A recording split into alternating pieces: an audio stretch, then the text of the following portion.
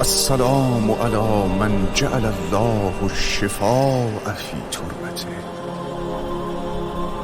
السلام على من الإجابة تحت قبته. السلام على من الأئمة من ذريته. السلام على ساكن کربلا.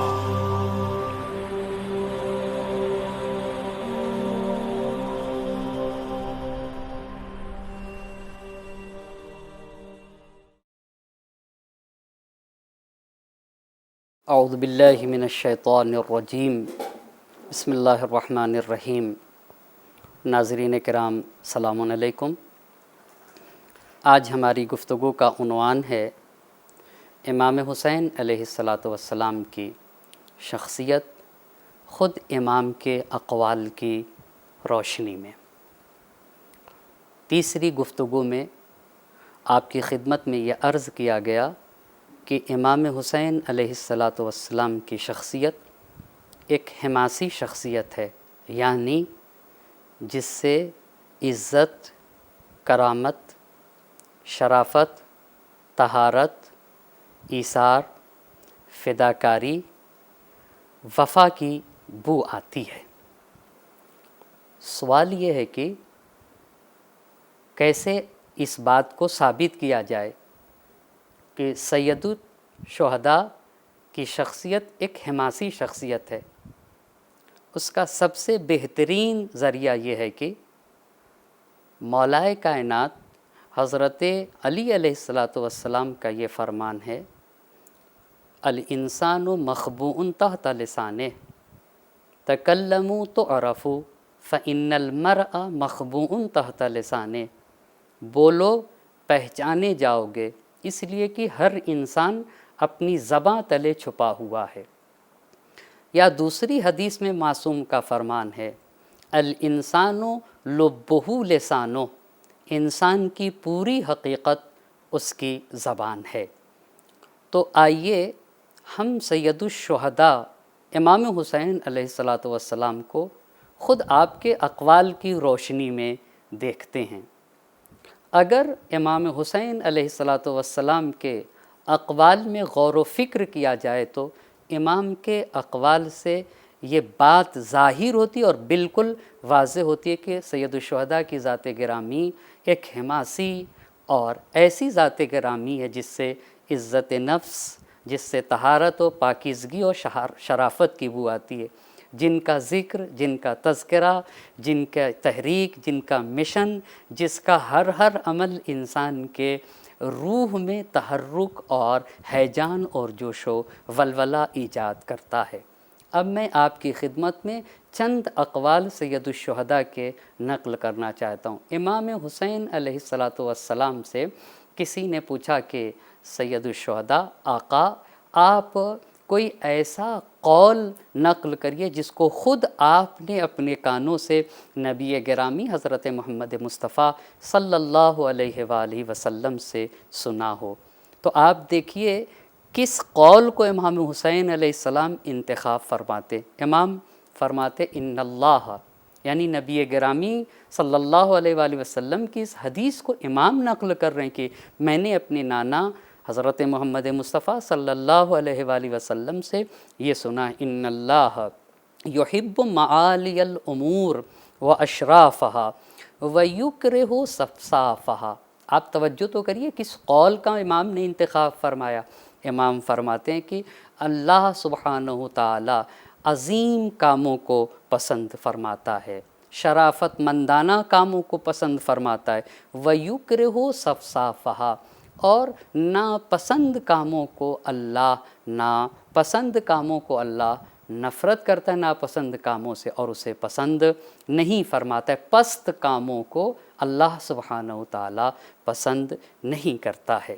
یا امام حسین علیہ الصلاۃ والسلام ایک جگہ ارشاد فرماتے، موت فی عز خیر من حیات فی ذل. آپ فرماتے ہیں کہ عزت کی موت ذلت کی زندگی سے بہتر ہے، یعنی ایسی موت جس میں عزت ہو، جس میں انسان کو خلد بری نصیب ہو جائے، وہ موت اس زندگی سے بہتر ہے جس میں انسان کو ذلت اور رسوائی کا سامنا کرنا پڑے۔ یا سید الشہداء امام حسین علیہ الصلاۃ والسلام کا یہ جملہ قابل غور ہے۔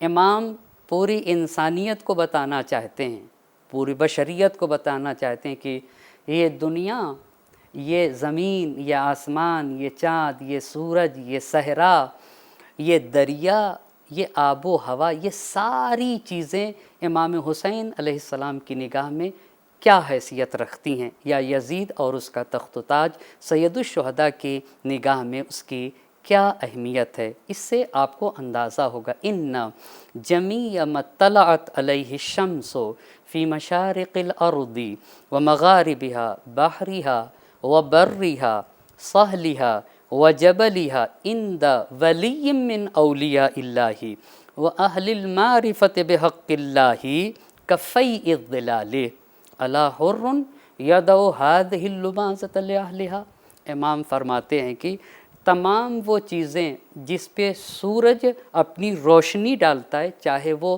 مشرق ہو یا مغرب ہو، چاہے وہ سمندر ہو یا خشکی ہو، چاہے ہموار زمین ہو چاہے ناہموار زمین ہو، یہ ساری چیزیں جس پہ سورج نور افشانی کرتا ہے، یہ سب کا سب ولی خدا کے نزدیک یا اس انسان کے نزدیک جس کو اللہ سبحانہ تعالیٰ کی معرفت ہو، یہ ساری چیزیں کفی الظلال، سائے کی طرح ہے۔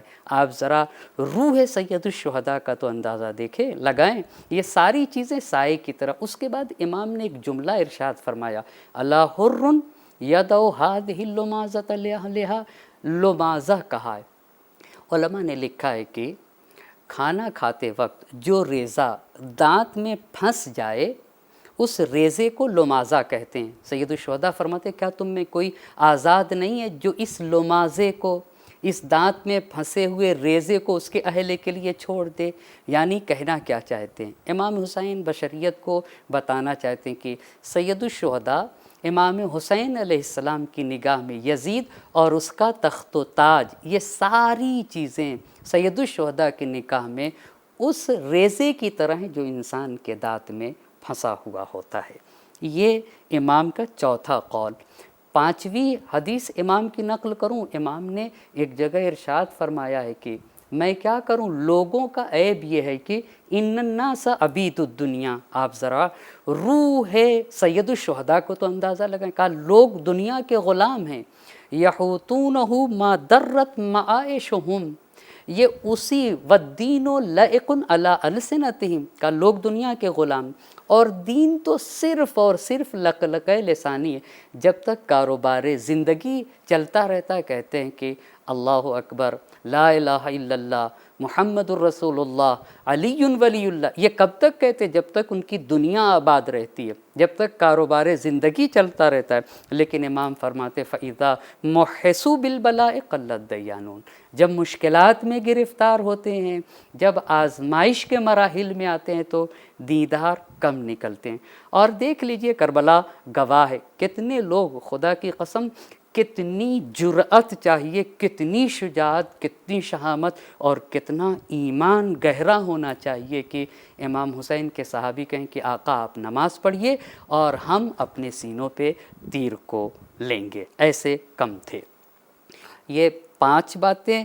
آپ کو چھٹی بات امام کے، جس سے امام کے روح کا اندازہ ہوگا، امام سے جب لوگ کہتے تھے کہ سید الشہداء آپ نہ جائیے تو امام فرماتے تھے سأمضی وما بالموت عار علی الفتیٰ، میں تو جاؤں گا، اور یاد رکھ لو جواں مرد انسان کے لیے کوئی آر، کوئی ذلت کی یہ بات نہیں ہے کہ اذ ما نوا حقا وجاہد مسلما، اگر وہ حق کی نیت کیے ہوئے ہے اور اسلام کے لیے جہاد کر رہا ہے نا، اور راہ دین میں قربانی پیش کر رہا ہے تو کوئی ذلت کی بات نہیں۔ فَإِنْ عِشْتُ لَمْ أَنْدَمْ، اگر میں برائیوں کو ختم کرنے کے لیے نکلا ہوں اور اس راہ میں اگر زندہ رہا تو میری کوئی ملامت نہ کرے گا۔ وَإِنْ مِتُّ لَمْ أُلَمْ، اور اگر میں مر جاؤں تو کوئی سرزنش نہ کرے گا۔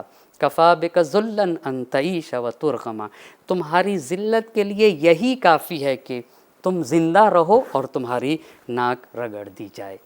یہ سید الشہداء کا چھٹی بات۔ اور ساتویں بات عرض کروں، امام حسین علیہ السلام نے ایک پیغام دیا، الا ترون ان الحق لا یعمل بہ وان الباطل لا یتناہی عنہ۔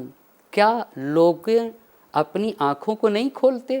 الا ترون، کیا تم نہیں دیکھتے ہو کہ حق کے اوپر عمل نہیں ہو رہا ہے، حق کو کچلا جا رہا ہے، وَأَنَّ الْبَاطِلَ لَا يُتَنَاهَى عَنْ، برائیاں پھیلی جا رہی ہیں، باطل سے کوئی روکنے والا نہیں۔ فَإِنِّي لَا أَرَى الْمَوْتَ إِلَّا سَعَادَةً، کہا جب حق پر عمل نہ ہو اور باطل سے روکا نہ جائے تو فَإِنِّي لَا أَرَى الْمَوْتَ، میں ایسی صورت میں مر جانے کو سعادت سمجھتا ہوں۔ وَلَا الْحَيَاةَ مَعَ الظَّالِمِينَ وَالْحَيَاةَ مَعَ الظَّالِمِينَ وَلَا الْحَيَاةَ مَعَ الظَّالِمِينَ إِلَّا بَرَمَةً، اور ظالموں کے ساتھ زندگی کو ذلت اور رسوائی سمجھتا ہوں۔ اسے بعض علماء نے اس کا معنی یوں کیا ہے کہ سید الشہداء کہنا یہ چاہتے تھے کہ اگر سید الشہداء کو رہنے کے لیے محل مل جائے لیکن سماج میں، معاشرے میں، سوسائٹی میں ظالم ہوں، ظلم و ستم ہو، تو امام حسین کہنا چاہتے ہیں کہ حسین کو ایسی زندگی پسند نہیں ہے کہ حسین سکون سے رہیں، محل میں رہ لیں، لیکن انسانیت کے اوپر، بشریت کے اوپر ظلم و ستم ڈھایا جا رہا ہو۔ ہاں، امام حسین کہتے ہیں لیکن اگر حسین کے کو رہنے کے لیے ایک جھوپڑی ہو، ایک معمولی سا گھر ہو، مگر سماج اور معاشرے میں عدل و انصاف قائم ہو، تو حسین ایسی زندگی کو سعادت سمجھتا ہے۔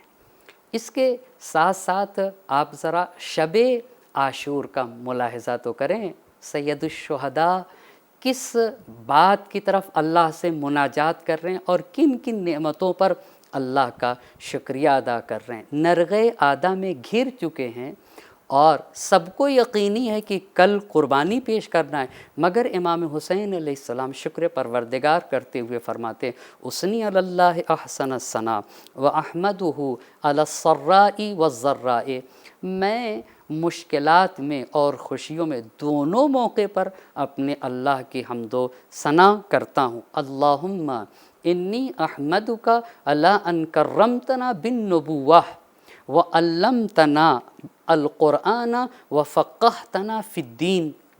غور طلب بات ہے، شب عاشور امام حسین علیہ السلام نے چند عظیم نعمتوں کا شکریہ ادا کیا ہے اللہ کی بارگاہ میں۔ پہلی بات امام حسین علیہ السلام فرماتے ہیں کہ اے اللہ، تو نے ہماری تربیت کے لیے نبی گرامی حضرت محمد مصطفیٰ صلی اللہ علیہ وآلہ وسلم کی پاک و پاکیزہ آغوش تربیت کا انتخاب کیا۔ اس سے عظیم نعمت کا ہم تیری بارگاہ میں شکریہ ادا کرتے ہیں۔ یقیناً اللہ کا نبی گرامی کو بشریت کی ہدایت کے لیے بھیجنا یہ اللہ کی عظیم نعمت ہے، جس پہ ہر انسان کو اللہ کا شکر ادا کرنا چاہیے کہ تو نے ہمارے لیے اتنا رؤوف نبی بھیجا ہے۔ یہ پہلی چیز امام نے کہی۔ دوسری بات کہی وَعَلَّمْتَنَا الْقُرْآنَ، اے اللہ تو نے ہمیں قرآن سکھایا ہے، میں اس کا شکریہ ادا کرتا ہوں۔ قرآن کتاب الہی ہے، کتنی عظیم نعمت ہے، قرآن ہمارے درمیان موجود ہے، یہ اللہ کے شکر کرنے کا مقام ہے۔ اور تیسری بات فقہتنا فی الدین، اے اللہ تو نے ہمیں دین کا فقیہ بنایا ہے، ہمیں دین شناس بنایا ہے، اس کا شکریہ۔ یقیناً دین سے آگاہی ایک عظیم نعمت ہے، جس کا شکریہ کر کے اللہ کے نبی کے نواسے امام حسین علیہ السلام نے بشریت کو متوجہ کیا کہ انسان کو متوجہ ہونا ضروری ہے کہ اللہ نے کن کن نعمتوں سے نوازا ہے۔ آپ دیکھیے سید الشہداء کس عظیم روح کے اور کس عظیم نفس کے مالک ہیں، ان کلمات سے اندازہ ہو جائے گا۔ علماء نے لکھا ہے کہ امام حسین علیہ السلام کے اس جملے سے بالکل ایسا لگ رہا ہے کہ امام حسین علیہ السلام جس طریقے سے مدینہ منورہ میں اپنے گھر میں اطمینان کی حالت میں اللہ سے مناجات اور دعا کر رہے ہیں، ویسے کربلا کے میدان میں نرغِ آدھا میں شب عاشور اللہ سبحانہ سبحانہ و تعالیٰ سے راز و نیاز کی باتیں کی ہیں اور گفتگو کی ہے۔ شب عاشور کے بعد روز عاشور، سید الشہداء کے ذرا کلمات تو دیکھیے گا، اکیلے امام حسین مگر خدا کی قسم کھا کر کہہ رہے تھے واللہ لا اعطیکم بیدی اعطاء الذلیل ولا افر فرار العبید، خدا کی قسم میں اپنے دونوں ہاتھ کو ذلیل کی طرح تمہارے ہاتھ میں نہیں دے سکتا اور نہ ہی غلام کی طرح میدان چھوڑ کر بھاگوں گا۔ کتنی عظمت، کتنی غیرت اور کتنی شجاعت کا مظاہرہ کیا۔ اور عصر عاشور اکیلے امام حسین علیہ السلام تھے اور کم سے کم 30,000 کی فوج تھی، اور کربلا کی تاریخ نے یہ لکھا ہے کہ امام حسین علیہ السلام نے اپنی سواری بدل دی، یعنی گھوڑے سے اتر کے اونٹ پہ سوار ہوئے، اس لیے کہ عرب میں گھوڑا جنگ کی علامت ہے اور اونٹ صلح کی علامت ہے۔ اور دوسری بات یہ ہے کہ اونٹ چونکہ اونچا ہوتا ہے تو اگر کوئی انسان اونٹ کے اوپر بیٹھ کے کوئی بات کہے گا تو دور تک وہ بات جائے گی، اسی لیے عصر عاشور امام حسین علیہ السلام اکیلے تھے، 30,000 کی فوج تھی، اور گھوڑے سے اتر کے اونٹ پہ سوار ہوئے، اور اونٹ پہ سوار ہو کے 30,000 کی فوج کو خطاب کر کے امام حسین علیہ السلام نے ایک جملہ ارشاد فرمایا ہے، الا وان الدعی یبن الدعی قد رکض بین اثنتین بین السلۃ والذلہ ہیہات من الذلہ یاب اللہ ذلک لنا ورسولہ والمؤمنون وحجور طہرت وجدود تابت۔ 30,000 کی فوج کو خطاب کرا اور ایسے کھڑے ہوئے تھے جیسے سیسا پلائی ہوئی دیوار ہو۔ یہ شجاعت آتی کہاں سے ہے؟ یہ عزت نفس، یہ کرامت نفس آتی کہاں سے؟ امام حسین 30,000 کی فوج کو خطاب کر کے کہہ رہے تھے، او کوفیو، وہ نابکار ابن نابکار عبید اللہ ابن زیاد مجھ حسین سے کہتا ہے کہ حسین یا ذلت کو قبول کریے یا تلوار کو، یعنی یا تو ذلت و رسوائی کو قبول کریے یا جنگ کو۔ تو امام حسین علیہ السلام نے 30,000 کی فوج کو خطاب کرتے ہوئے کہا تھا کہ جا کر اس عبید اللہ ابن زیاد سے یہ کہہ دینا، ہیہات من الذلہ، ہم سب سے ذلت و رسوائی دور ہے۔ اکیلے امام حسین تھے، کہتے مجھ سے ذلت دور ہے، یہ بات نہیں کہی، امام حسین علیہ السلام نے یہ کہا کہ ہم سب سے ذلت دور ہے، یعنی جو بھی امام حسین سے جڑے گا وہ ذلت و رسوائی کے قریب نہ جائے گا۔ لیکن امام نے وہاں ایک بات ارشاد فرمائی، یا اب اللہ ذالک لنا وَرَسُولُهُ وَالْمُؤْمِنُونَ وَحُجُورٌ طَهُرَتْ وَجُدُودٌ تَابَتْ۔ کیا عبید اللہ ابن زیاد کو یہ پتہ نہیں میں خدائے وحدہ لا شریک کا نمائندہ ہوں، میں عزیز خدا کا نمائندہ ہوں، مجھ سے میرا خدا یہ کہتا ہے حسین ذلت ہرگز نہیں۔ وَرَسُولُهُ، کیا عبید اللہ ابن زیاد کو یہ پتہ نہیں کہ میری رگوں میں میرے نانا رسول خدا حضرت محمد مصطفیٰ صلی اللہ علیہ وآلہ وسلم کا خون رواں ہے، مجھ سے میرے نانا رسول خدا کہتے ہیں حسین ذلت ہرگز نہیں۔ والمؤمنون، کیا عبید اللہ ابن زیاد کو پتہ نہیں کہ میں حسین کا صاحبان ایمان سے رابطہ ہے، ہر صاحب ایمان مجھ سے کہتا ہے کہ حسین ذلت ہرگز نہیں۔ امام نے عزت کے راستے بتائے، اگر تم عزیز بننا چاہتے ہو نا تو اللہ سے جڑو، رسول اللہ سے جڑو اور صاحبان ایمان سے جڑو، اور تیسری اور چوتھی اور پانچویں بات عظیم بات بتائی، وہ حجور طہرت، کیا ابن زیاد کو پتہ نہیں ہے کہ میں علی مرتضیٰ کی طیب و طاہر آغوش میں پلا بڑا ہوں، مجھ سے میرے بابا علی مرتضیٰ کی طیب و طاہر آغوش کہتی ہے کہ حسین ذلت ہرگز نہیں۔